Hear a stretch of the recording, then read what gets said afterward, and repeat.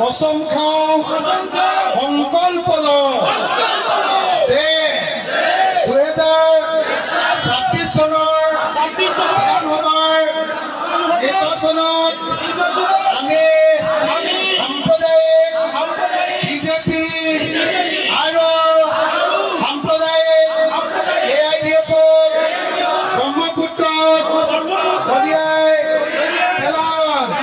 2026 চনত আমি অসমক সাম্প্ৰদায়িকতা মুক্ত কৰি পেলাম।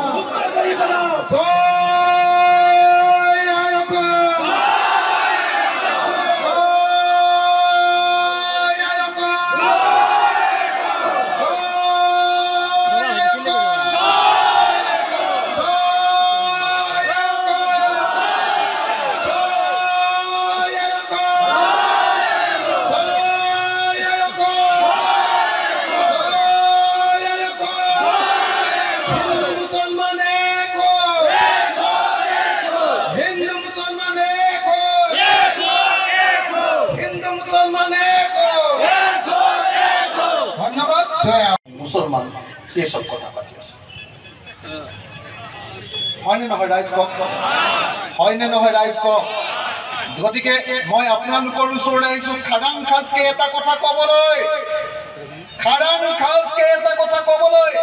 যে যথেষ্ট অসমত হিন্দু মুছলমান কৰিলো, যথেষ্ট হিন্দু মুছলমানৰ ৰাজনীতি কৰা হ'ল।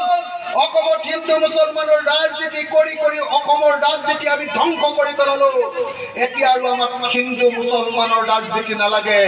অসমৰ প্ৰত্যেকজন নাগৰিকে কেনেকৈ সকলোৱে চাকৰি পাব পাৰে, ভালকৈ খাব পাৰে, প্ৰত্যেকৰ ঘৰটো কেনেকৈ পকা কৰিব পাৰে, প্ৰত্যেকৰ ঘৰত কেনেকৈ এখন গাড়ী ল'ব পাৰে, প্ৰত্যেকৰ ঘৰৰ ল'ৰা ছোৱালীবিলাকক কেনেকৈ দিল্লীত পঢ়ুৱাব পাৰে, আৰু প্ৰত্যেকৰ ঘৰৰ মাক আৰু দেউতাক, আব্বা আৰু আম্মাৰ বেমাৰ হ'লে কেনেকৈ দিল্লীত চিকিৎসা কৰিবগৈ পাৰে, সেই কথাকে এতিয়া আমি পাতিব লাগে। হয়নে নহয় ৰাইজ? হয়নে নহয়? হয়নে নহয়? এই কথা অসমৰ প্ৰত্যেকজন মানুহক বুজাই দিব লাগিব যে মোৰ মা মোৰ কাৰণে যিমান পবিত্ৰ, মোৰ কাৰণে যিমান সন্মানীয়, মোৰ কাৰণে যেনেকৈ দেৱতাৰ নিচিনা, কোনোবা এজন হুছেইনৰ মাকগৰাকীও আব্বাজানো তেনেকৈ একেই মৰম। মোৰ দেউতা যেনেকৈ আটাইতকৈ শ্ৰদ্ধেয়, মোৰ কাৰণে দেৱতা,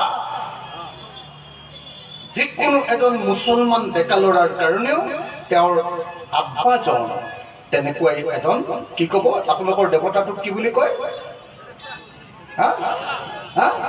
আল্লাহ বুলি ক'লে হ'ল।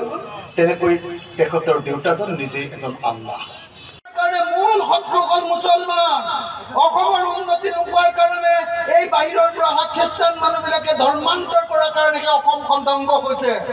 এইবিলাকৰ ধৰ্মৰ ৰাজনীতি কৰা মানুহকেইটাক আঁতৰাই দিব লাগিব, আৰু হিন্দুৰ মাজৰ পৰাও ধৰ্মৰ ৰাজনীতি কৰা মানুহকেইটাকক খেদি দিব লাগিব। আমি মানে 2026 চনৰ বিধানসভাৰ নিৰ্বাচনত যাতে বিৰোধী পক্ষই চৰকাৰ গঠন কৰিব পাৰোঁ, তাৰ কাৰণে মানে মূল ষ্ট্ৰেটেজিটো হ'ল যে ইয়াত যদি হিন্দু মুছলমানৰ ৰাজনীতি হয় তেতিয়াহ'লে দুটা দলে আগবাঢ়ি যাব, এটা হ'ল বিজেপি আৰু আনটো হ'ল AIDF। সেইকাৰণে আমাৰ মূল ষ্ট্ৰেটেজিটো হ'ল যে আমি ধৰ্মনিৰপেক্ষ ভাৰতবৰ্ষখন বচাবৰ কাৰণে, আমাৰ সংবিধানখনক বচাবৰ কাৰণে, অসমত হিন্দু মুছলমানৰ সংঘাত নাইকিয়া কৰি আমাৰ ডেভেলপমেণ্টৰ মূল প্ৰশ্নবিলাক, যে পথাৰত কেনেকৈ পানী যোগান দিব পাৰোঁ, কেনেকৈ এডৰা পথাৰত 3বাৰ খেতি কৰিব পাৰে, অসমৰ প্ৰত্যেকজন ডেকা ল'ৰাক কেনেকৈ আমি প্ৰফেশ্যনেল কৰিব পাৰোঁ, অসমৰ প্ৰত্যেকজন ডেকা ল'ৰা আৰু ছোৱালীক আমি কেনেকৈ চাকৰি দিব পাৰোঁ, অসমৰ প্ৰত্যেকজন মানুহৰ হাতলৈ কেনেকৈ বজাৰখন আমি কাঢ়ি আনিব পাৰোঁ, আৰু অসমৰ প্ৰত্যেকখন গাঁৱতে কেনেকৈ ইণ্ডাষ্ট্ৰি খুলি এজনো মানুহক আমি নিবনুৱা কৰি নাৰাখি কেনেকৈ সকলোকে সংস্থাপন দিব পাৰোঁ, তাৰ তেনেকুৱা এখন উন্নয়নৰ আধাৰ তৈয়াৰ কৰা এখন চৰকাৰ আমি গঠন কৰিব লাগে। সেইকাৰণে আমাৰ কাৰণে স্পষ্ট কথা যে আমাক মিনিমাম 65খন আসন লাগিব চৰকাৰ গঠন কৰিবৰ কাৰণে। সেইকাৰণে উজনি আৰু নামনি সকলো ঠাই মিলি, ব্ৰহ্মপুত্ৰ আৰু বৰাক সকলো ঠাই মিলি, পাহাৰ আৰু ভৈয়াম সকলো ঠাই মিলি, আমি উত্তৰ অসম আৰু দক্ষিণ অসম সকলো ঠাই মিলি, পূব অসম আৰু পশ্চিম অসম সকলো ঠাই মিলি আমি অন্ততঃ পক্ষে যাতে 70খন আসন বিৰোধী পক্ষই আমি যাতে দখল কৰিব পাৰোঁ তাৰ কাৰণে ষ্ট্ৰেটেজি তৈয়াৰ কৰিবলৈ চেষ্টা কৰিছোঁ আৰু বিজেপি আৰু AGPক আমি যাতে সম্পূৰ্ণৰূপে পৰাভূত কৰিব পাৰোঁ AIDFক যাতে আমি বিতাড়িত কৰি দিব পাৰোঁ অসমৰ ৰাজনীতিৰ পৰা AIDFক একেবাৰে নাইকিয়াই কৰি দিব লাগে